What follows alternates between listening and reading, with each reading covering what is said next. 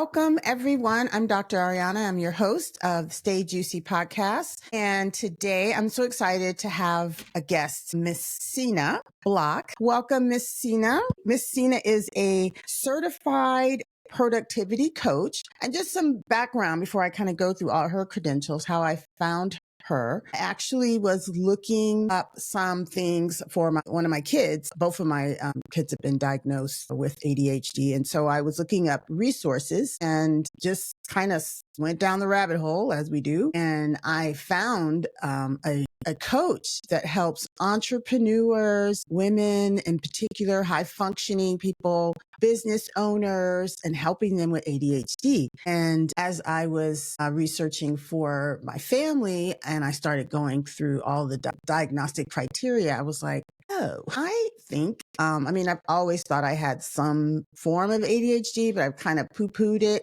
and was like, oh, it's just a thing. And then when I really went down the list, I was like, oh, this is a thing. And so went through some of the testing and it was like, wow. So now it's not just my kids and my husband, it's the entire house. But that said, I was immediately drawn to Cena had to offer because I am a businesswoman, an entrepreneur. I have met all the criteria. And so I was very happy when I had the opportunity to meet you and to learn about how you help individuals. But getting back to your credentials, Cena is a certified productivity coach. She has a master's and all types of certifications and all types of training. She's had over 500 hours of client training and with individuals, coaching individuals and groups. I'll let you tell us a little bit more about your path and how you got to be a certified productivity coach, because I think everyone in the world could probably use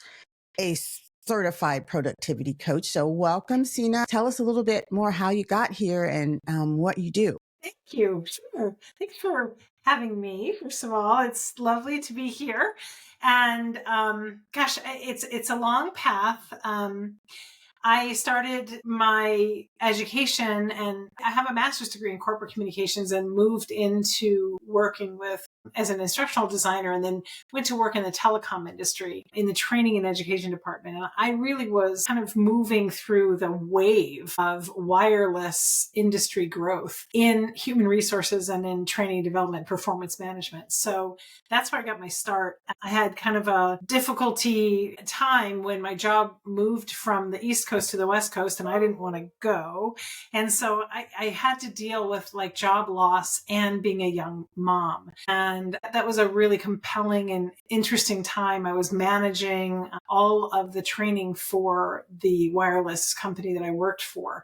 And so I was doing a lot of travel with little kids and I was singing lullabies to my babies from hotel bathrooms. Oh. So it was fortuitous, but it was one of those gifts that felt really bad at first. Like I was kind of in my mid 30s, later 30s. And I was like, I don't really want that career downbeat and I want to kind of be home a little bit. So I took some time off, we relocated, and then I got restless. And I said, oh, I want to start my own business. And I was doing contracting and consulting work, but I thought, you know what? I really, in my heart, always wanted to be a coach. But what was more important was that I didn't want to fail. And so I didn't start my coaching career until after I launched my startup business, which was Sane Spaces. And at first it was an organizing industry, stepped into the professional organizing world because I was kind of always that person that organized everybody. And I got the organizing gene from my dad. A lot of people in my family don't have it, but worked with people in their spaces. And that's when I really started to be exposed to like the real life difficulties with people with brain-based conditions. I really wasn't aware of it like you weren't aware until you started going down the rabbit hole to do some research for your family. And I started to get working with a lot of different clients and I was like, well, the clutter and the disorganized environment was indicative of stuff that was going on inside. And I really became exposed to a lot of different brain-based conditions. And that's what kind of hooked me into, I want to go in this direction with coaching.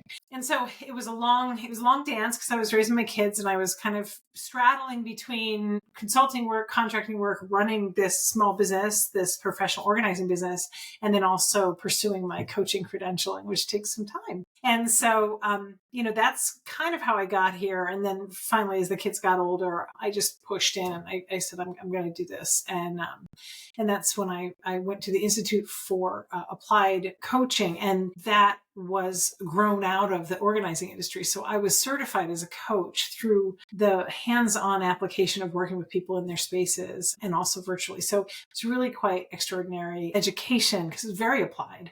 And so I came through a lot of people who go into coaching come through very different portals and aspects, but that's kind of the short story of a very long story of a couple of decades of work. Well, first of all, full disclosure also. So I signed up and I was like, I need help. And I didn't really know what I needed. But one thing I really have come to appreciate is your knowledge and your ability to translate just the science and understanding how the brain works. It's not, when I think of coaching, I think a lot of people call themselves coaches and they get a certain amount of training, but I respect that you really dug deep and really have gotten some really great training and really understand so much about how the brain works, and your past, with all the other certifications you have in the training systems, it just informs how you're able to just be really a good coach around that. And as you said, your business is called Sane Spaces and basically focus on helping high functioning and more. Yes and no. Funny enough, when I started my organizing business, I was kind of targeting women because, more women were in charge of the household typically. But I have a split practice now. I do half and half, but most everyone in my practice is a professional of some stature or credentials. So attorneys and a lot of doctors, believe it or not, a lot of people who are later in life diagnosed because they were always high performers. They ran under the radar. They weren't behavioral issues. Right. Which is where, so many people get that ADHD diagnosis as children because the restlessness and the executive function is not quite measuring up. And so they're not complying to behavioral standards. And so that's how people get diagnosed. But so many women are classically underdiagnosed. And it's interesting because when we get to menopause and when women get to menopause and all of their chemistry really starts to change again. Yeah. Then they begin to say, what is going on? Like everything that I've done up until now is just no longer working. Brain fog and attention and not being able to keep things straight and energy changes and so forth. So yeah, I'm fascinated by it. I'm excited by it. I just started with a new client this morning who was going through this life transition as well. And she's like, I don't know what has happened here. Classic underdiagnosis of women's health everywhere, all the time. And there's just starting to begin to research, how is this for women? How do hormones and changes in our hormone and life aspects affect what we do and how we do it? And I've seen that in my own practice. I mean, I've had very high functioning patients and they're just like, I just can't do this anymore. Like I can't keep up. I can't do all the things. And so, over the last few years, I've been kind of like, you sound like you have ADHD, but the way that the brain changes during the menopause transition can look very much like ADHD. And I don't know, on some level, I'm not even sure how much it matters. I don't want to say that it's, first of all, you should have a official diagnosis. Let's be clear about that. So it's not like just tell yourself, I think I have ADHD and go get some form of treatment. But what I did start to do is treat some of these women primarily with a stimulant and some of them, we did some kind of diagnostics just to kind of see how they fell on the scale of things. And I'm not necessarily, equipped to do that full diagnosis, but I understand, what the guidelines are, and I am privy to some of those tests. And so a lot of them fall, in the same area. But like you said, we have so little information. And I just got back from the Menopause Society, the 2024 one in Chicago. But one of the things that's so striking to me was, again, just this lack of research and understanding. And luckily with the new initiatives that are out. There's so much more time and money and interest in these areas of women's health, especially around menopause, because as you mentioned, our brains are changing, and it's definitely affected by the estrogen decline, and that's affecting our executive function. We're getting the brain fog. And the good news is that there has been some studies out where women who have been treated with stimulants are seeing, benefit just as if they were diagnosed. And we still are kind of in this gray zone of, did she really make the criteria of ADHD? But that's what I was kind of alluding to at the beginning, is that it's important to know what we're dealing with.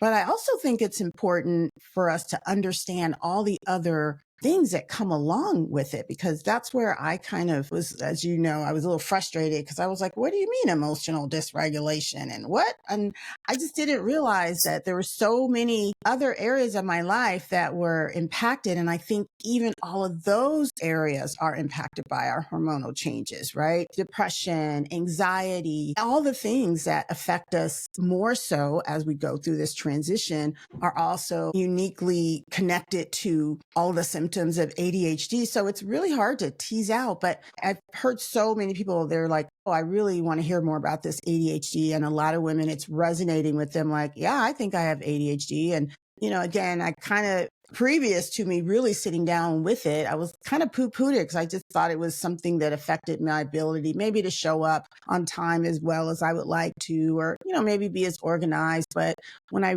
really started working with you and looking at how it impacted my financial decisions, even decisions I made with, my partners, like my romantic partners, and just the impulsivity. And I was like, oh my God, like this is really a thing. And I have really didn't realize how much this has impacted my life. So I think that for me, it's been the information, the knowledge, this awareness, like you were describing to me in one of our sessions. So help us understand a little bit more about how this really shows up, especially as we're going through this menopause transition, and what are those like key characteristics that you're seeing in those high functioning women in particular?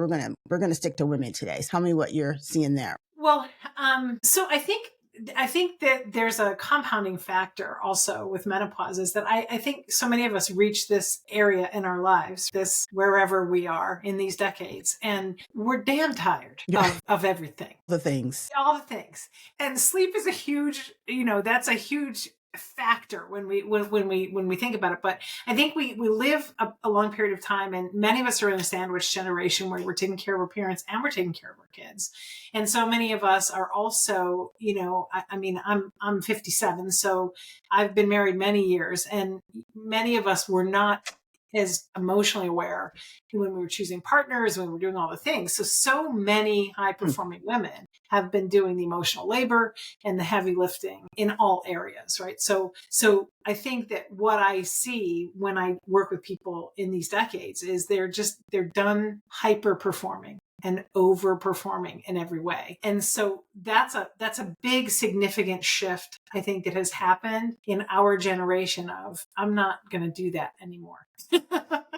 Now, how can I unravel it all, And to your point, what actually does happen is estrogen in our brain, as our estrogen levels decline, it literally changes our brain chemistry. And this is one of my favorite facts that I got from reading the work of Luann Brezendine, who wrote The Female Brain. She wrote The Male Brain, and then her newest book is called The Upgrade. But she really talks about how our brain chemistry changes. And so we go from being what I would call the necessary nurturers to the women that are like, pick up your own damn socks.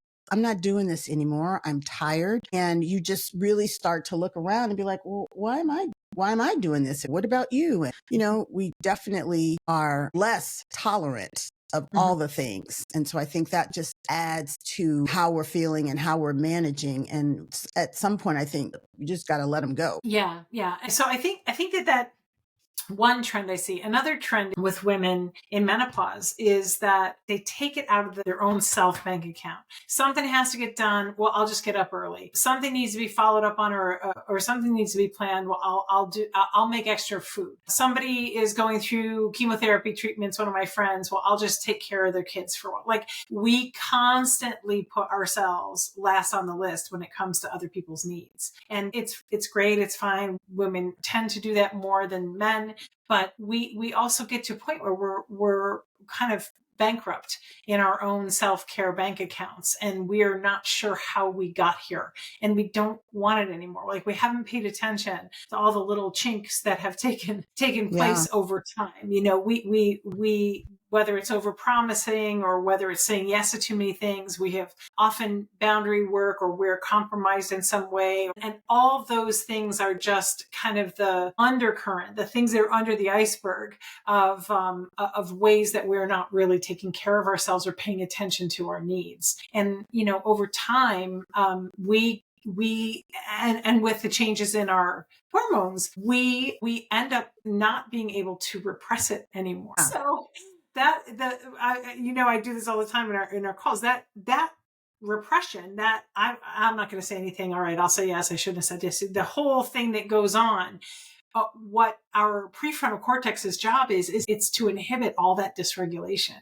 And when we have less dopamine, lower estrogen, all the things, we really do have less ability to shut it down. Yeah. And when you say we have less ability to shut it down, I mean, I'm understanding that more and more for myself, but how does that show up in our work? So, or in our attempts to continue to be high functioning, when one part of our brain is obviously not doing its general job, which is to help repress and shut things down. Mm-hmm. How does that show up? How do I see that in my everyday? Moodiness, difficulty engaging or initiating with stuff, especially if you have sensory disconnects or perceptions or emotional load or a narrative about something. We can't stop that happening, right? Our brain is doing 5 things at the same time. It's managing our senses, our sensations, our perceptions, our emotions, and our thoughts. And our prefrontal cortex's main job is to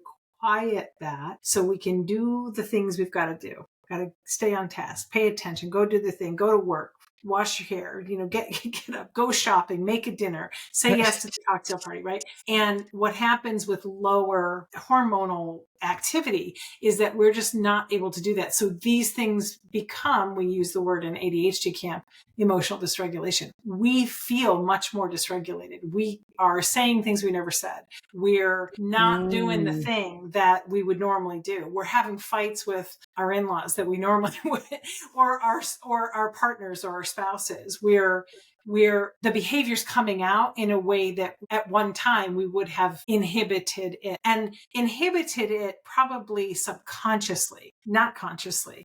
So a lot of that, people also in our age group may be experiencing more stress. They may be experiencing less sleep. They may be experiencing depressive despondence in some way, detachment, especially if there's any kind of latent emotional issues or unresolved relationship issues that have just gone quiet. That stuff is harder to ignore. Yeah. Tell me a little bit more about your typical female client that shows up and kind of what that looks like, what her complaints are, what she's expressing. And I know what my kind of journey has been for our listeners. You've, again, been so helpful with me around is just being able to identify things, because it's like, oh, I didn't even know that was a thing. So what are the challenges that professional women in particular are coming to you for, and how are you kind of starting that process with them? Professional women have typically been able to use deadlines and stress to activate their attention or to shift their attention. So with that becoming glitchier and stickier and less reliable, any downstream from that is deadlines are not being met. They're having a hard time detaching from work. They may even be socially struggling in a way that they never did, cutting people out, not wanting to show up, right? You're giggling, I'm like, right? oh, Yeah, like those kinds of things. People come with these behaviors, and they're. I think the most important thing with coaching is helping people be able to recognize themselves again. Like, I am in here, and there's a reason I'm doing this. Maybe it hasn't expressed itself yet in my life, but here it is coming out. And my philosophy, as you know, is your brain is always doing its best work. If your brain has been consistently hooked into survival and pressure and anxiety, and it now doesn't have anything but burnout to rely on, because we haven't trained ourselves to pay attention to the quieter, low yeah. level, important signals. Well, I mean, as you're talking, I mean, I just think that, again, there's just such this overlap of, like how at the end of the day, like the things that you're describing are what I see in just regular old menopause women, right? That are coming through. They're just having less tolerance for people. They're just like, I'm not doing that anymore. They're leaving relationships. They're making career changes. They're just like, I'm done. So that obviously doesn't mean you have ADHD. Obviously, you need to get some criteria in terms of, or diagnostic criteria, and do testing.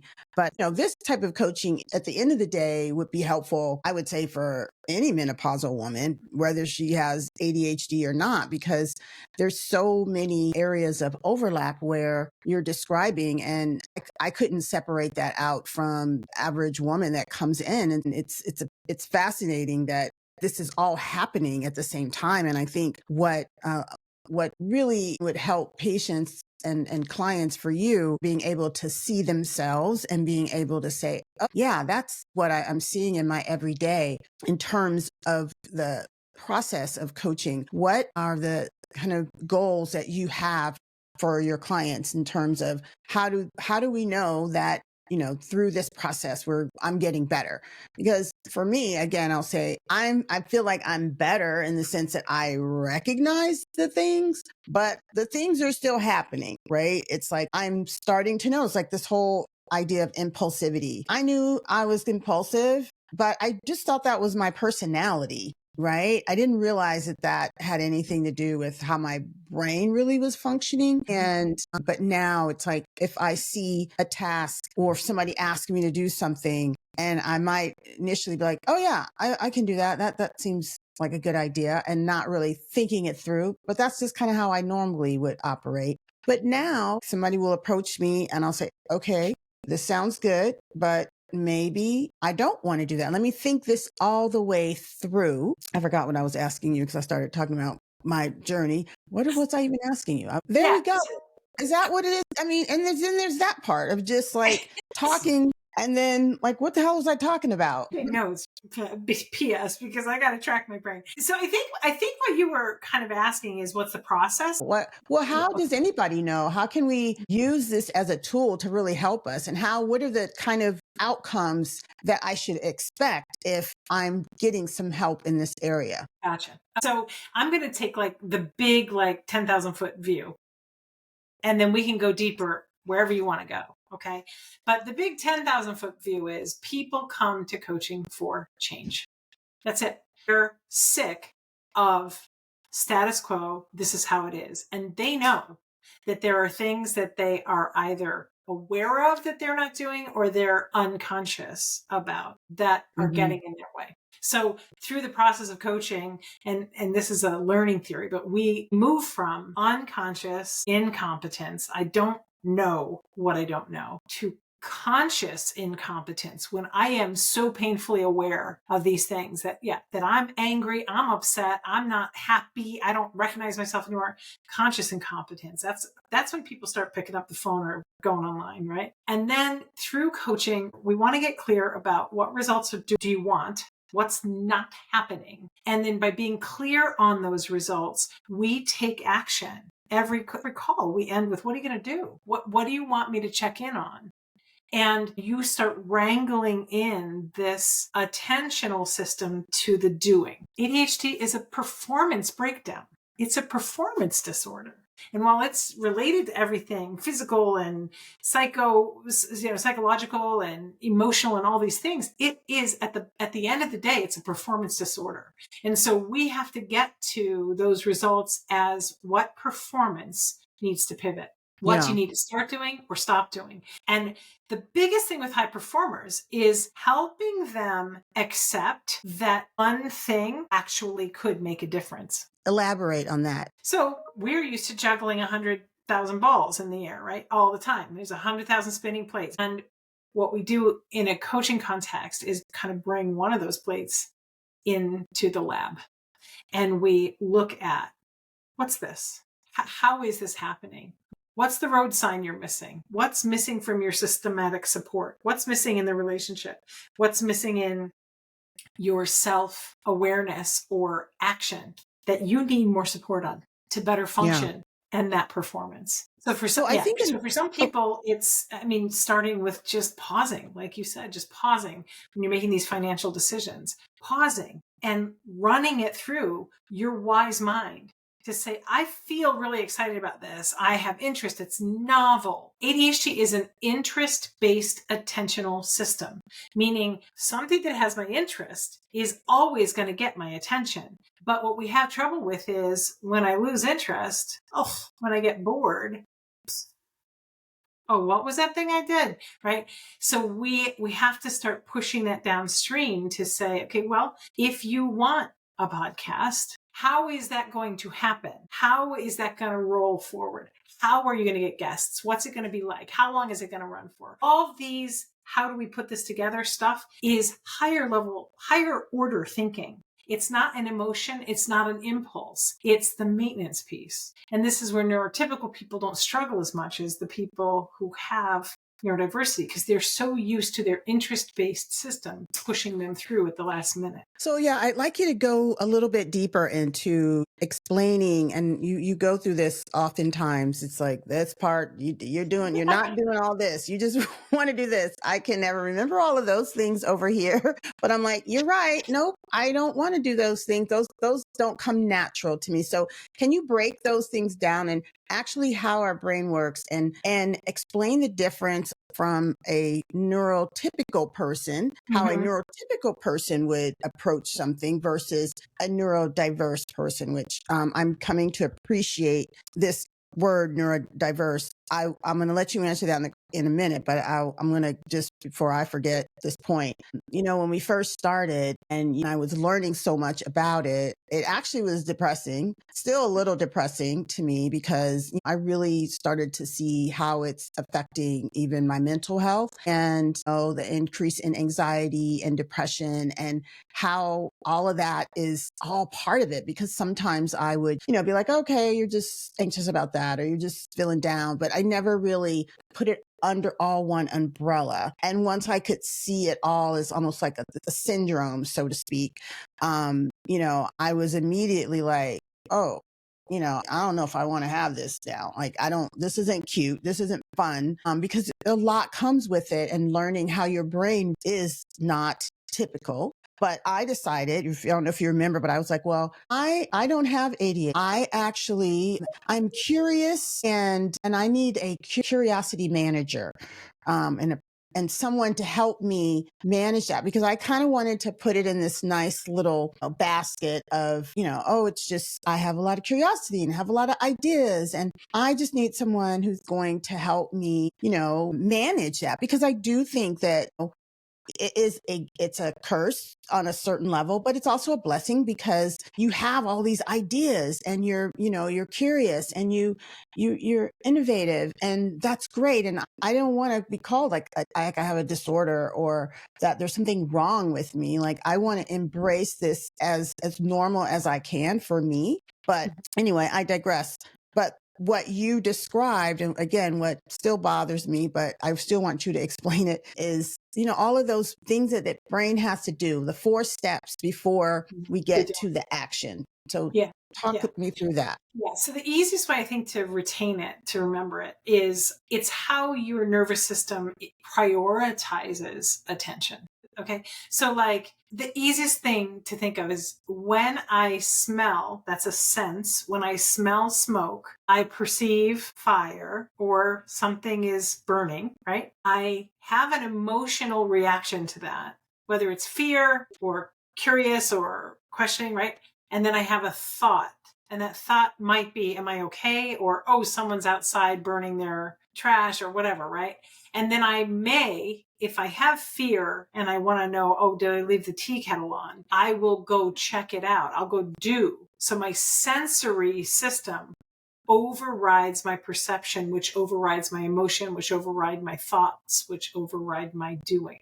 And it's a brilliantly managed system based in survival. Most of us are beyond having to just survive. Most of us are managing much higher cognitive load, but our brains are still triggered in that survival amygdala space. So what happens for many of us is we have these thoughts or emotions that overtake our attention and we can't get to the doing.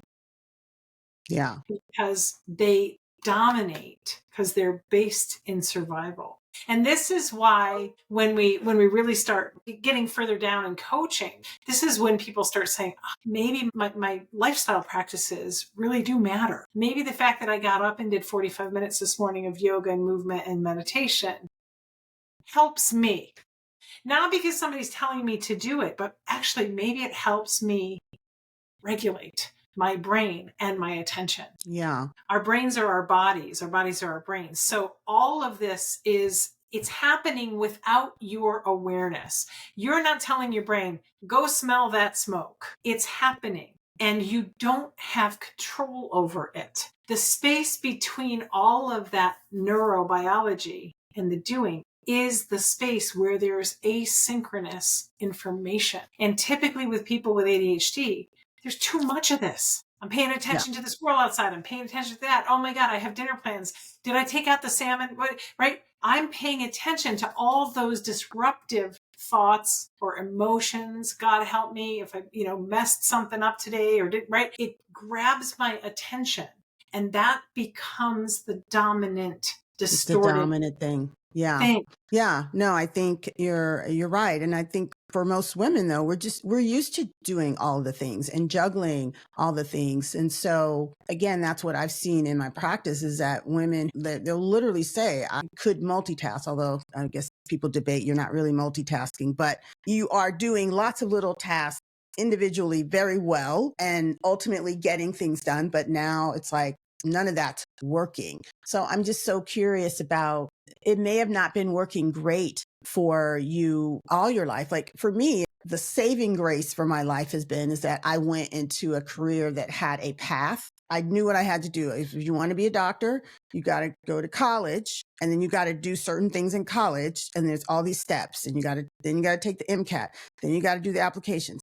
Then when you get in medical school, basically you just got to get through it. But I know what I had to do. And then after that, you go to residency. And then after that, you go get the job. And so I didn't have what I have now, which is as I've stepped out of corporate medicine and I'm trying to be this entrepreneur and I have all these ideas. It's a challenge for me because I have no structure to help me navigate what I want to do. And as you said, all the senses, it's like, oh, I can talk about Black maternal health.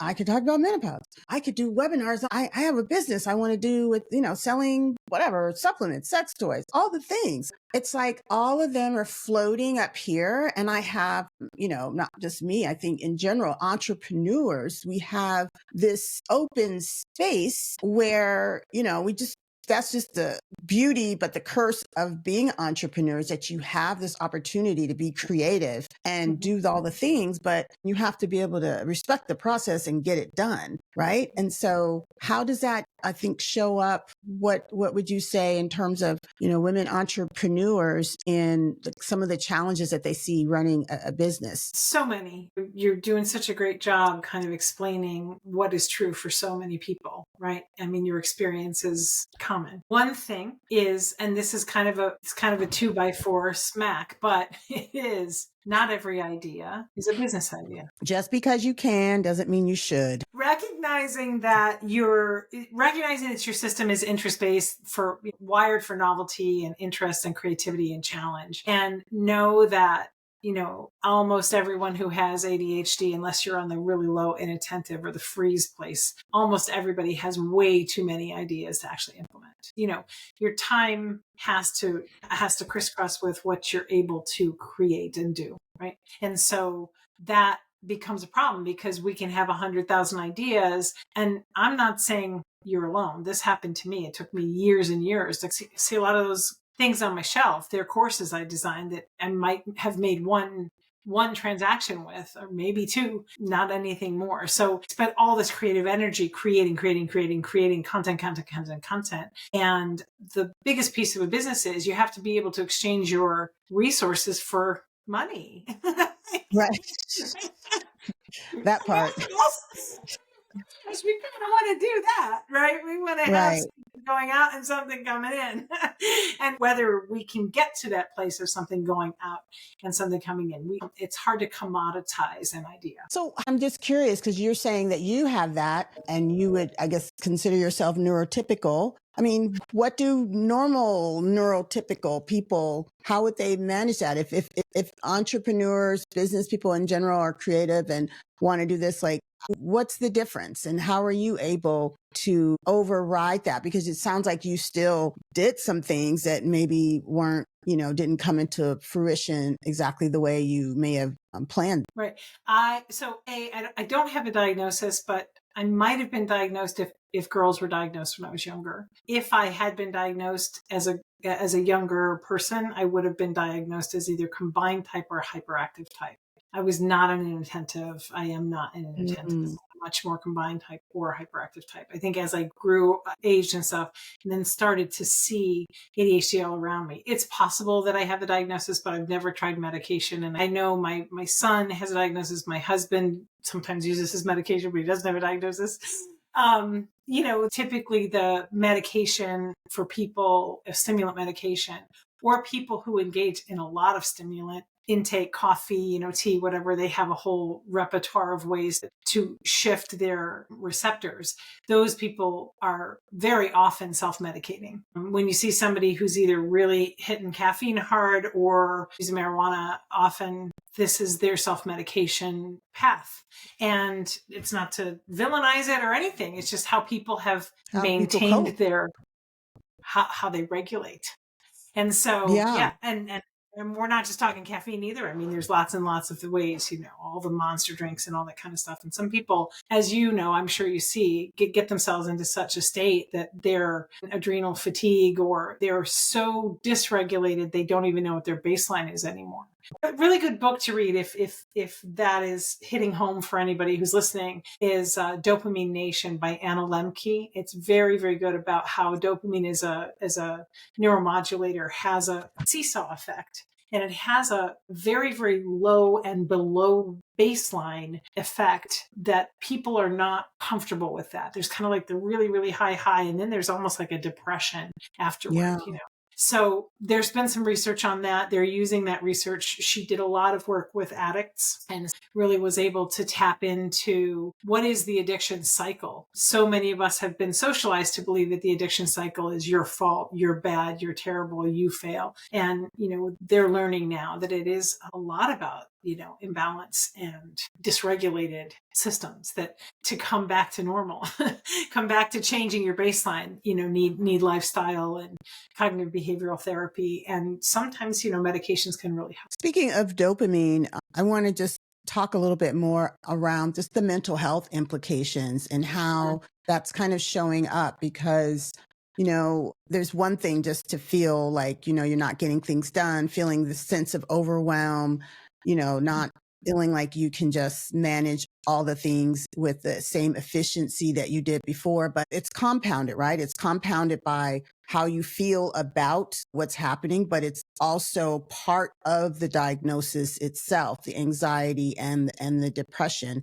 And then again, when we combine the fact that through menopause, through this transition, we're also seeing increased depression, increased anxiety, and all the other things. So can you talk a little bit more around the mental health impact and what kind of shows up, and what are you seeing in terms of your clients? How are they expressing the mental health aspect of dealing with this? Yeah, happy to. A lot of times, and this is very, very typical, more typical for women than men, but their experience of mental health is because they're experiencing what I call downstream effects of undiagnosed ADHD.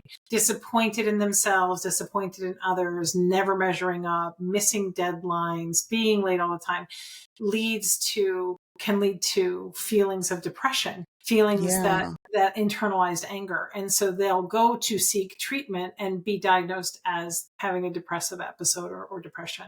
Then they get on a depression medication. They feel better, but they're still not right. Or they are completely overperforming, overcommitting, overdoing, over impulse action, activity, anxious and aware of everybody else's problems, processing working on taking care of everybody else. And so that moves them to the downstream aspect of feeling like they can't manage anxiety, that constant, can't stop their circulating thoughts, can't stop their emotions, being hyper vigilant toward everyone else.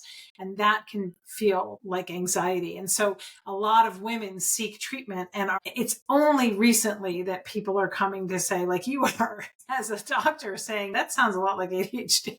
But this has been within this decade, within the past 5 or 8 years, where women are actually being offered the opportunity to look deeper into ADHD. And the big difference is, I say this all the time, pills don't teach skills. For sure. And you know that, right? But pills do have an impact on you and on your brain and your wellness.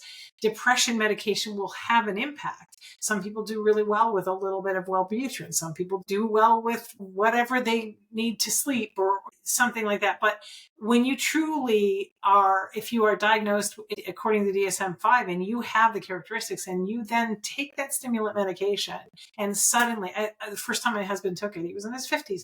He came downstairs and it was like 3:00 in the afternoon. He goes, I have never been able to focus like this in my life. He was like, all the noise is gone. Yeah. My son, he's like, Mom, is this how your brain is? Like, I can shut it down. Like, he came in, he goes, I feel like you, because, I do a lot of stuff, right? So, but that neurotypical ability to inhibit is shifting. So one's ability to say, okay, I've got these 10 things to do. I got these 10 things to do. Click, click, click, click, click. Let me just do them. That's not necessarily your experience when you have ADHD. No, I think you're right. And to that point of the pill, it doesn't give you the skill. It's like, it's so funny because the first time I took a stimulant, I will never forget this. I was at my 30th high school reunion, and my roommate, I don't know if she'll ever listen to this podcast, but if she does, sorry, I'm going to put you on blast. But, she was always just, and, it was just, that's just how she was. And I loved her, right? I mean, still love her to this day. I'm going to see her in a few weeks, where she was in my wedding, and love her to death. But I mean, she's all over the place, but she still got it done. She's smart as hell, all the things, but it was just like, girl, And when we got together, we were in Vegas and we were roommates again. And I remember she was in the room, and it was like I was having flashbacks. So I was like, oh my God, this girl's all over the place. And then she was like, yeah, my kid's diagnosed with ADHD. And she hadn't had a diagnosis, but she was, pilfering some of the meds, as lots of moms do. And so she's like, I take the Vyvanse. And she explained, how it worked. And this is the first time, I'd heard of Vyvanse. I obviously heard of stimulants. So I was like, let me have one of those pills. Cause I got some of those things too. And I was like, oh my God, like it was literally that same experience. It was as if everything just quieted down. It was like the rest of my brain went black, and whatever it was that I needed to focus on, I could focus. I remember even Trevor Noah was talking about, you could be having a conversation and then the next thing it's like, you said this, and then we're connecting it to all kind of other things. And then I'm trying to bring it back. That's why I can't remember what we're talking about, because I've already gone 10 other steps. I've gone all around the world, and then I'm coming back over here. And so the medication can totally help, I know, with the ability to that focus, but it still leaves this big void. I mean, you can get a lot of things done, but you still haven't learned how to use some of those tools. 100%. And I think that is what lends itself to some of the depression. I think that's what, now that you mention it, kind of pushed me, was because I was feeling frustrated. I was feeling frustrated with my inability to get certain things done. And I was like, I know that I should be able to get this done, but I just can't pull it together anymore. And what was actually making it even worse, I think, for high performers, is that people who are not high performers look at high performers and they're already like, well, you already are doing, all these things. But I'm like, I'm doing all the things, but I know there's more things I want to do. So I almost felt shamed, because I couldn't really be like, I want to do this and that, because other people were sometimes looking at me like, well, what else do you want to do? And I'm like, well, yes, I wrote a book, and yes, I started yes, I did all those things, but I have so much more. And so they look at me like I'm some kind of freak of nature, of just wanting to do all the things. That's just how I'm driven. But when we are able to settle our brains down and really focus more, that's great. But it's still frustrating if you can do things and you can't do them anymore, right? Like, it still can cause that sense of shame or frustration that you're just not performing at the level and getting the things done. Right. Yeah. And so, I mean, a couple of things just to touch on there. We have to address lifestyle issues when we talk about ADHD. You have to, because stress, relationships, emotions, daily tasks, all those things matter. And typically when you have ADHD, you are classically and chronically under-supported, right? I have a few clients who, after they start with coaching, will get someone to do their chores, bring in somebody to clean the house, some people even have somebody who makes food for them. So they don't have to do all of this cognitive load, this extra cognitive load. Remember, your brain is a pattern recognition machine. So when you start underperforming in your self-identity as a high performer, that doesn't measure up.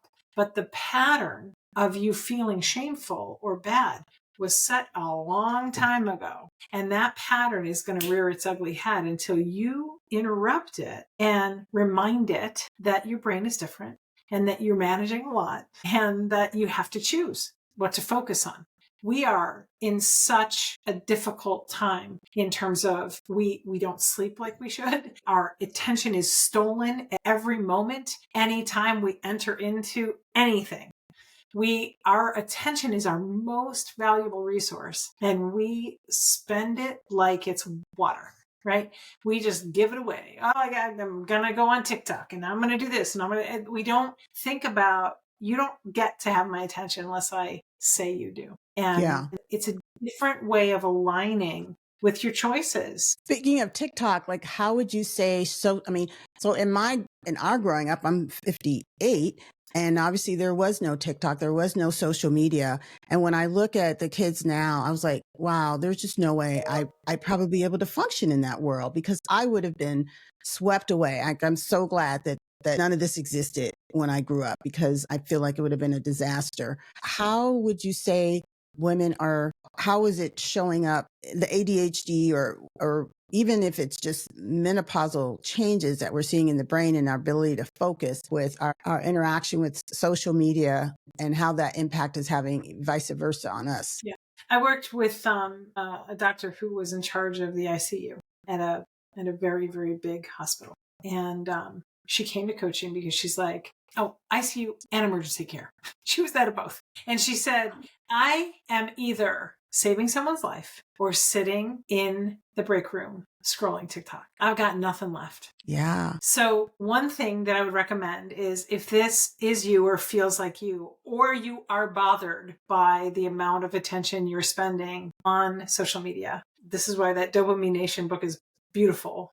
We can't not have social media, but you must help yourself to inhibit the ease at which you access it. Well, that would mean taking the app off your phone, which we're not going to do. So how do you inhibit your ease to get to social media? Well, remember in our era when people had credit cards and when people got into credit card debt because they spent too much, they told you to put your credit card in the freezer and freeze it because you couldn't use it. Put it in water, put it in the freezer, and freeze it in a block of ice. And before you make that purchase, you got to let that thing thaw out. Now that was old school, but that idea that we are constantly feeding the need. That is the behavioral pause that you have to do. A lot of people are waking up in the middle of the night, menopause, 3 o'clock in the morning, waking up, peeing, can't go back to sleep. They pick this up. Worst thing you can do.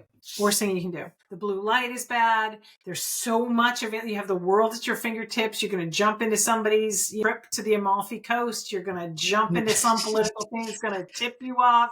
You're going to jump into somebody's speech on a TED Talk. You're going to do some research on uteral fibroids. Whatever you're going to do, you should not be doing it 3:30 in the morning. And you know it, right? Yeah. But it's just too easy. Yeah. So you either make it harder or use it as a behavior that you limit. Right. The timer. I have the timer on, but yeah. And then you just override the timer until you're done. Right. Then I'm like, yep. You want 15 more minutes or the rest of the day? The rest of the day. I mean, come on now. It's a good day. I have time here. So yeah. Right. So like some of my clients, I'll give them a coach challenge for the week. When I talk about the granularity of it, I say, charge your phone in the kitchen. They're like, I can't. I said, well, okay, well, try. What do you need your phone for in the middle of the night? This is clearly disrupting your sleep. Try some of these somatic ways. Try the deep breathing exercise, put on yoga nidra at night, do some. But that's the thing. How do you put on yoga nidra without your phone? I hear what you're saying, but I have this issue because for me, I might put on an audiobook. Well, the audiobook is on my phone. So I can't put the audiobook on in the kitchen and then go get in the bed. That's the issue, is that I'm still using my phone as tools to help me sleep. So I can't have it both ways.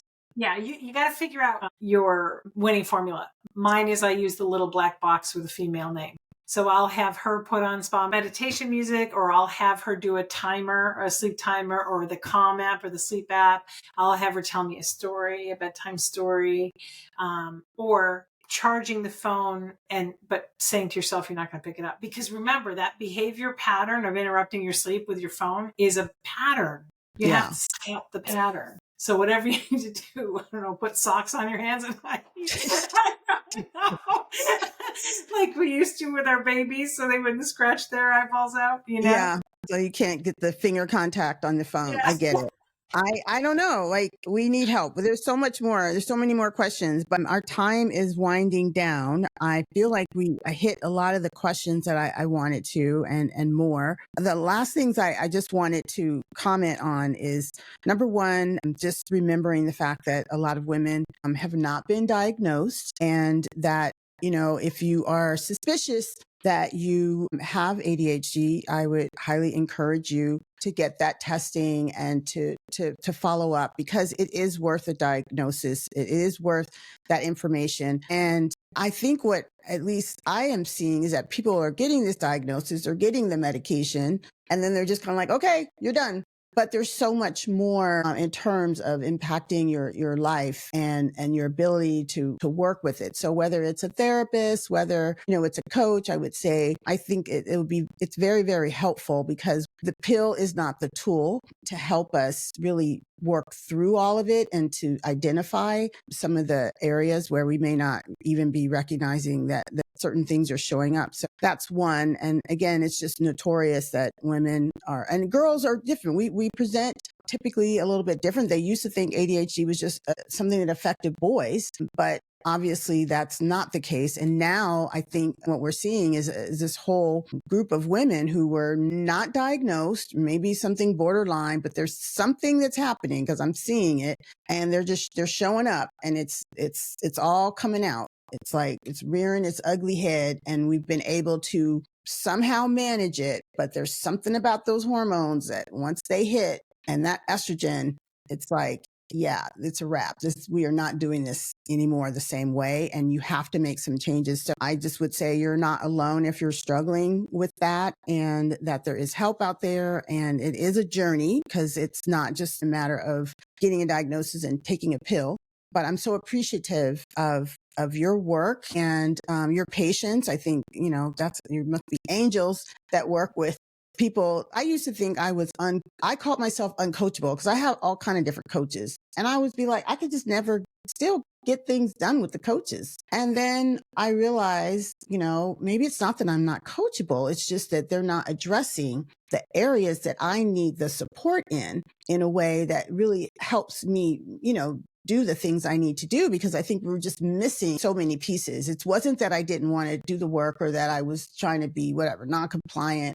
But, I think people with ADHD are notoriously non-compliant and otherwise just distracted. And so those things just get in the way of you being able to get certain things done. And the last thing I want to say too is that it's interesting because in my mind, I didn't have a problem because I figured, well, if you're successful enough, you make enough money, like I've managed enough, it couldn't be that bad, right? I really couldn't have this, but you can have it. Even if you are still high functioning, you've still gotten a lot of things done. At this point in life, it could definitely affect how you're feeling about yourself and your abilities and moving forward. So I would definitely say, just pay attention. Any last comments, Cena, or thoughts? Any other, I guess I want to ask, if there's one tool, if there's one thing that you would say could be helpful for somebody, assuming that they had this diagnosis, or even if they don't and they're struggling with all the things we described, what would that be to help them just kind of move forward? We didn't really talk about this, but if you are wondering whether ADHD is part of your makeup or whether you're struggling with that, and take a look at your behaviors over time around sequencing, thinking, acting, and remembering. Those are the areas of executive function that, we go into great detail in that in a coaching context. And if you're interested, there's a download on my site. You can go download it if you want, but it's a self-assessment on these skills that we know are called executive function skills. They're the things that help your brain manage and sequence and do higher order thinking and inhibit and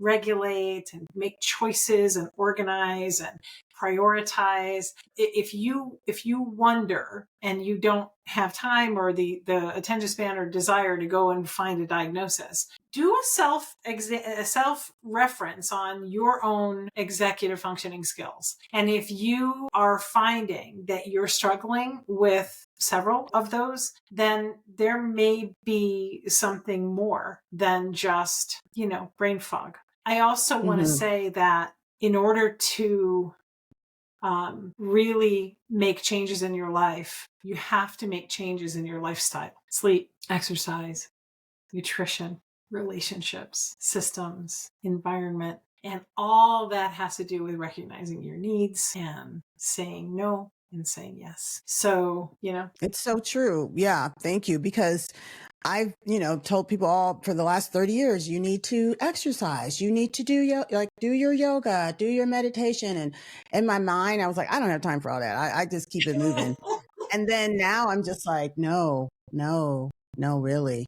Do the things. Like I see as we just get older, it's just not a luxury anymore. Sleep is not a luxury. Meditation, calming my mind, and self-care. It's just not a luxury.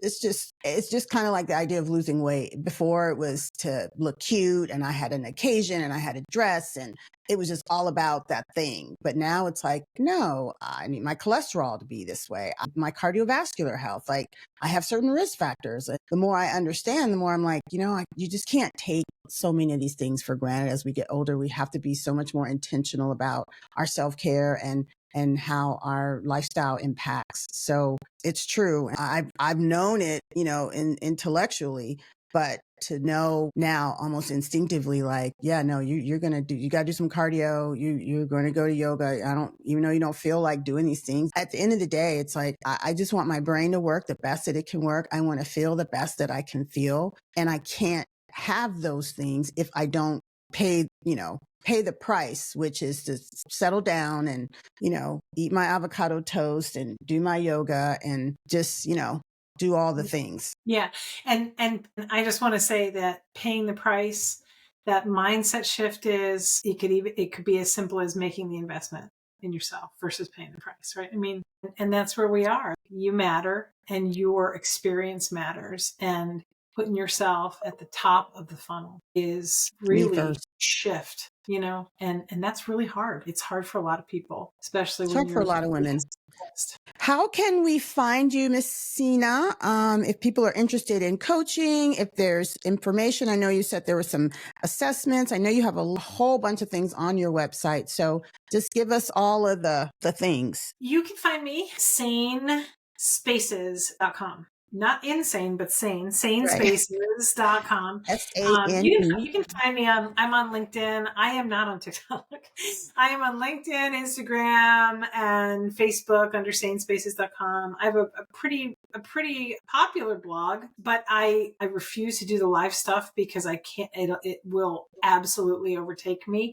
And I just have been like, so I do a lot of posts and a lot of blog posts and graphics and stuff like that, but I don't do the live stuff. I have to manage myself, and that is probably not good for me. Anyone can come on the site or sign up for a complimentary discovery call if you want to chat about coaching. And, coaching is an investment. I don't do one-off, sometimes people call me and they're like, or contact me and say, hey, I just want to try it. And that's actually not coaching. You're not going to try it. You want to try it, listen to a TikTok and do what they're telling to you. But if you want to make some changes in your life and you want to have incremental accountability over time, then, look for a coach. You can go to ACO, ADHD Coaches Organization. If you're a parent and you have kids, I would highly recommend you go to CHAD.org or ADA, ADDA. That's Attitude Magazine, but Attitude Mag, ADDITUDE mag.com. CHAD or ACO. Those are all really good resources. And there are a ton of resources available to consume there as you get a start. Also, one other really good resource, sometimes ADHD is really taking a toll on your relationships, your partnerships, whether you're married or committed. There is a really good online program called the Couples Seminar by Melissa Orlov. And believe it or not, a lot of people make it into ADHD coaching because their marriages or their relationships are falling apart. And she has a lot of resources there. And she's got a really nice online course that's about 6 or 8 weeks that couples can do together. And it's got webinars and Q&A and she serves people all over the world, but she's a marriage counselor who had an ADHD partner. And so it's really relevant. Those are things I would just say wherever you are in that process. There's ways to scratch the surface and there's ways to go deep. Well, thank you again for your time and just for all of the information and sharing. I appreciate you. I'll be still talking to you, but this time I didn't have to pay for it, so we're good. Yes. I will see you soon. Thank you, Dr. Arianna, and thank you all listeners. If I can be of help to any of you, I'm living my life and loving what I do. So I am so excited that I get to work with people every day and make a difference. And that was my 3 o'clock in the morning wake up call. I was like, I got to do something. So. Yeah. Well, you're doing it, and we appreciate you. You're helping. You're helping change the world. Thanks. I appreciate it. All right. One vagina at a time. You're one brain at a time, one vagina at a time. We're getting it done, girl. That's awesome. All right, guys. Thank you for joining us at the Stay Juicy podcast. Remember to stay beautiful, stay brilliant, but most of all, stay juicy. I'm your host, Dr. Arianna, and I'll see you next time.